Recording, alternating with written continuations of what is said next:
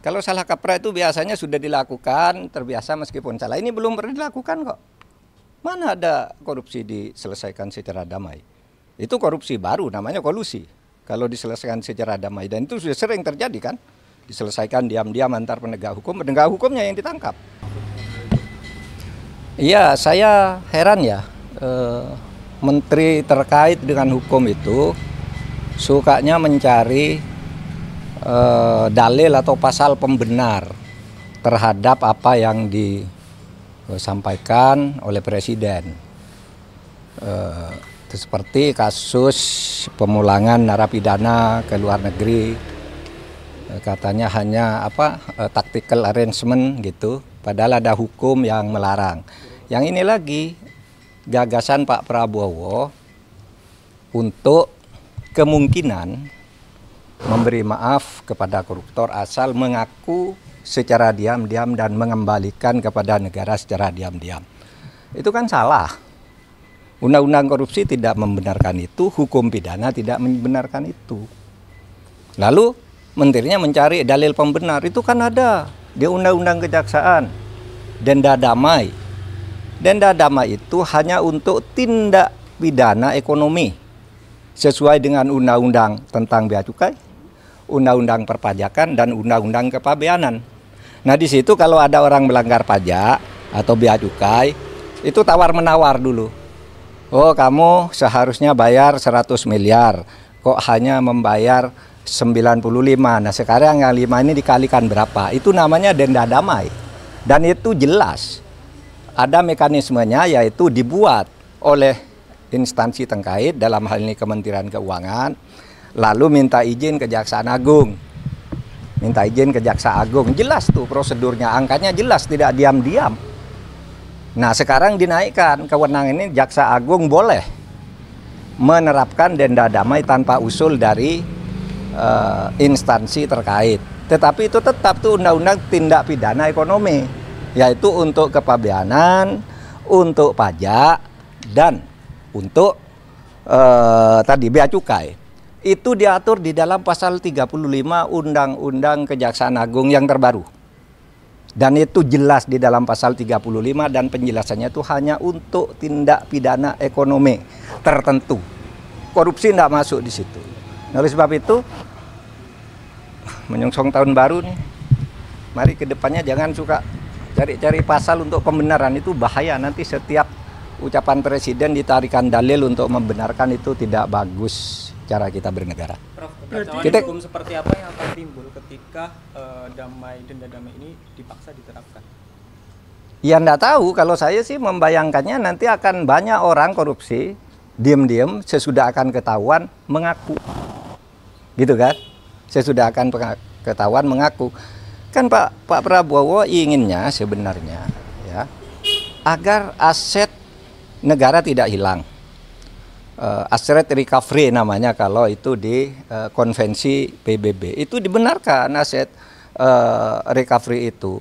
Tetapi yang termudah agar tidak terjadi diam-diam penyelesaiannya. Dulu saya sudah pernah mengusulkan loh. Tahun 2001 ketika saya Menteri Kehakiman, lalu saya tulis lagi usul itu di dalam buku saya yang terbit tahun 2003. Judulnya Setahun Bersama Gus Dur. Mari kita maafkan aja gitu, tapi terbuka. Seperti yang dilakukan oleh Afrika, jangan diam-diam gitu. Nah ini diam-diam gimana caranya? Siapa yang bertanggung jawab? Lapor kepada siapa yang mengumumkan siapa? Apakah yang bersangkutan minta damai itu mau diumumkan namanya? Nah kalau tidak diumumkan, tidak transparan, tidak ada yang tahu bahwa itu melanggar atau tidak. Tapi kalau diumumkan, ya lewat pengadilan aja. Dan salah kalau mengatakan undang-undang untuk mengembalikan aset itu tidak ada jalannya. Kalau mau ya undang-undang perampasan aset diberlakukan aja, undang-undang perampasan aset yang sudah dituju oleh DPR sama pemerintah dulu, tapi lalu macet di DPR. Itu saja diundangkan, itu lebih gampang ya. Undang-undang perampasan aset itu kan bisa dilakukan begitu. Oke. Prof, berarti Prof Mahfud menilai bahwasanya apa yang disampaikan oleh Menteri Hukum itu salah kaprah. Saya kira bukan salah kaprah, salah beneran. Kalau salah kaprah itu biasanya sudah dilakukan, terbiasa meskipun salah. Ini belum pernah dilakukan kok. Mana ada korupsi diselesaikan secara damai? Itu korupsi baru, namanya kolusi. Kalau diselesaikan secara damai, dan itu sudah sering terjadi kan? Diselesaikan diam-diam antar penegak hukumnya yang ditangkap. Kalau menyelesaikan diam-diam kan banyak tuh yang terjadi. Jaksa, polisi, hakim masuk penjara kan mau menyelesaikan diam-diam. Iya toh? Itu sama aja. Oke. Pak, tapi dikit Pak Andi Aktas kan ada menyinggung sedikit soal turunan dari Undang-Undang Kejaksaan. Berarti ini apakah ada keterkaitan akan ada Ya itu yang saya katakan tadi itu menyebut Undang-Undang Kejaksaan itu salah.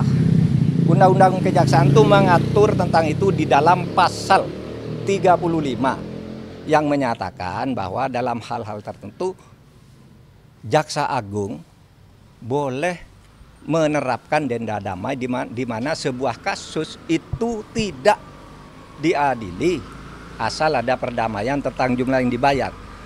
Itu pasal 35 menyebut bahwa itu hanya untuk tindak pidana ekonomi. Lihat aja pasal 35 itu tindak pidana ekonomi itu ada 3. Kepabeanan, perpajakan, dan apa tadi? Dan bea cukai. Hanya itu yang boleh. Kalau korupsi lain tidak boleh, tidak pernah ada dan tidak boleh ada. Tapi terserah aja, nanti lihat aja akibatnya akan lari semua orang koruptor diam-diam kalau mau ketahuan baru ngelapor, minta damai dan kita tidak tahu siapa yang mendamaikan. Kan gitu. Oke, apa lagi? Lain?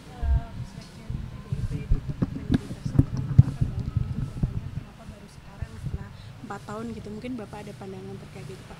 Enggak, saya tidak punya pandangan. Itu wewenang KPK, wewenang penegak hukum. Biar dipertanggungjawabkan secara hukum, secara transparan. Kalau itu dianggap politik ya silakan aja dipertanggungjawabkan kepada publik. Yang lain? Prof, Harfi Muiz, kan tadi Prof udah nyinggung ya di Instagram bahwa uang denda sama uang penggantinya itu cuma sekian persen.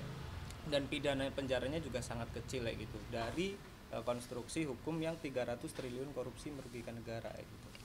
Ya, saya merasa itu menusuk rasa keadilan masyarakat ya. Ini baru pertama ada orang didakwa melakukan tindak pidana korupsi dan tindak pidana pencucian uang sebesar 300 triliun. 300 triliun. Lalu tuntutannya hanya 12 tahun. Dengan uang yang tadi 300 triliun itu dikembalikan hanya 210 miliar. Ditambah satu denda 1 miliar. Itu sungguh menusuk rasa keadilan. Karena apa? 6,5 tahun itu kok kecil sekali bagi orang yang menggarung kekayaan negara. 300 triliun hanya diambil 210. Lalu ada yang mengatakan, Pak itu 300 itu kan potensi, bukan potensi. Itu sudah disampaikan bahwa itu kerugian keuangan negara, bukan kerugian perekonomian negara. Kalau kerugian perekonomian negara itu potensi. Termasuk gaji, termasuk apa gitu yang diduga merugikan perekonomian. Ini uang negara menurut Jampitsus Febri Diansyah. Resmi pada waktu itu malah menyebut ini bukan kerugian ekonomi negara tapi keuangan negara. Artinya uang konkret yang dicuri dari negara. Sesudah dihitung lagi jadi 300 triliun. Hanya dikabulkan perampasannya 210 ditambah denda 1 miliar berarti 211. Ini sungguh tidak adil. Coba Anda ambil contoh Beni Cokro. Hukumannya seumur hidup, asetnya dirampas. Ratusan miliar oleh Kejaksaan Agung. Henry Surya semula dibebaskan di pengadilan negeri. Kita tidak terima. Langsung kasasi atau dituntut lagi dari kasus lain. Naik. Ya. Si Henry Surya ini semula bebas, kita langsung ke kasasi menjadi 18 tahun penjara. Hartanya juga diambil. Sudah disita oleh kepolisian lebih dulu. Atau Surya Darmadi. Itu divonis hitungan kerugian nih ekonomi nih, yang ekonomi nih bahkan Hitungan ekonomi negara rugi 39 triliun. Dituntut oleh jaksa 39 triliun dengan denda 2 miliar sehingga menjadi 41 triliun. Dikabulkan oleh pengadilan negeri. Tetapi naik banding tetap kena 2 triliun. Hanya uang kecil loh, kena 2 triliun. Ini 300 triliun kena hanya 250 miliar. 250 miliar dari 300 triliun itu berapa? 0,007%. 0,007%. Nggak sampai separuh. Nggak sampai setengah persen. Anda bayangkan itu. Nah oleh sebab itu menurut saya kejaksaan nampaknya kurang konsisten juga. Mengapa menyebut dakwaan 30, kok kemudian tuntutannya 250? Kan terlalu jauh meskipun sudah dihitung ulang oleh pengadilan terlalu jauh itu. Oh, berarti kalau dari 350 jadi ini berarti seluruh dakwaannya itu agak hoax gitu ya, agak tidak tepat. Nah itu supaya diingat bahwa kita mau mengembalikan aset sekaligus memberikan hukuman yang setimpal. Apapun alasannya itu hukum yang berlaku dan itu sudah didiskusikan lah soal denda damai, soal kembalian aset sudah didiskusikan semua dan sudah ada undang-undangnya di tempat kita. Apalagi? Di kasus itu masih ada cara untuk memulihkan rasa keadilan itu, Prof? Ada.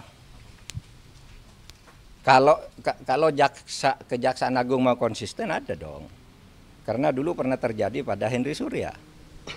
Terjadi pada Yan Darmadi. Ketika hanya mau didenda, kami usul ini pengadilan. Kena kan 2 triliun dan penjara 16 tahun. Nah, kalau ini mau dilakukan, bisa naik banding lagi. Tapi tetap aneh bagi saya kalau dakwaannya 300%, bisa naik banding lagi. Kalau dibanding kasasi lagi, bisa PK lagi. Tapi sementara selama ini kan belum inkrah semuanya. Itu masih bisa dilakukan. Meskipun kasus ini kan agak aneh ya. Ada unsur politisnya kan. Ketika ditetapkan si Harvey itu sebagai tersangka, kan ada berita kantor Kejaksaan Agung dikepung, ya kan? Lalu Jaksa Agung memberi penjelasan diintervensi oleh Brimob atau apa gitu kan, Jaksa Agung ngomong di televisi ya. Lalu analisis di luar itu sebenarnya bukan penangkapan terhadap mafia nikel, tetapi apa? Itu upaya pergantian penguasa mafia sehingga yang lama dihantam agar ganti gitu. Tapi hukumannya tidak sungguh-sungguh. Analisis itu pernah muncul.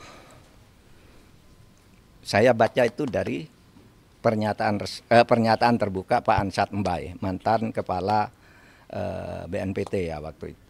Dulu zaman saya Menhan dulu dia kepala BNPT, tapi dia berbicara dalam konteks ini kan hanya pergantian aja. Sehingga kelihatannya tidak sungguh-sungguh atau takut. Nah ini tantangan. Tahun baru ini tantangan. Anda mau bersikap apa terhadap ini? Apalagi? Prof, terkait dengan pertimbangan majelis hakim dalam menjatuhkan vonisnya ke Harvey Muiz itu kan dia majelis hakim menyinggung bahwasanya tuntutan yang dilayangkan jaksa kepada Harvey itu terlalu berat gitu, dan bahkan majelis hakim menyampaikan kalau Harvey Muiz ini hanya perwakilan dari PT Refine Bangkatin ini untuk mengurus terkait dengan proses timah ini, Prof. Ya pertimbangan bisa dicari-cari, apalagi pertimbangannya karena katanya sopan. Mana ada orang diadili tidak sopan? Semua orang diadili pakai jilbab, pakai sarung, pakai ini. Itu enggak bisa karena punya anak, semua maling punya anak. Kalau mau membebaskan orang, menurut saya yang dibebaskan maling-maling kecil dulu.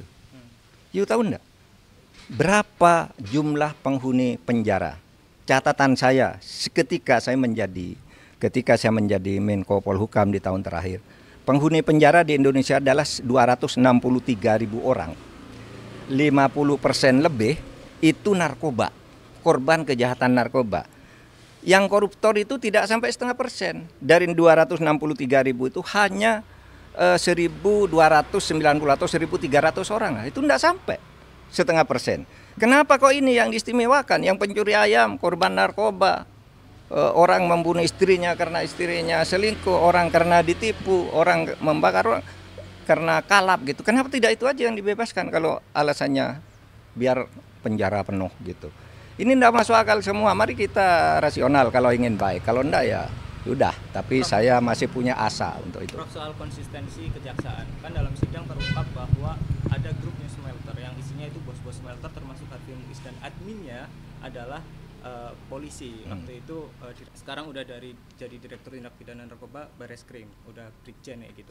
Tapi di sidang nggak dipanggil jadi saksi, padahal dia jelas admin grup itu. Nah itu makanya saya bilang Kejaksaan Agung itu tidak dalam posisi bebas sesuai dengan hukum. Kan ada peristiwa yang mendahului ya. Ketika Kejaksaan Agung itu dibilang diteror, ini si Jampitsus dibuntuti kemana-mana, kemudian ada drone di sekitar Kejaksaan Agung dan sebagainya. Itu semua mendahului peristiwa ini sehingga lalu orang sekarang mengkait-kaitkan, meskipun orang bilang wah itu yang dulu bilang oh ya itu tidak benar hanya kebetulan. Sekarang terjadi hal seperti ini. Mungkin orang bisa mengaitkan ke situ. Udah?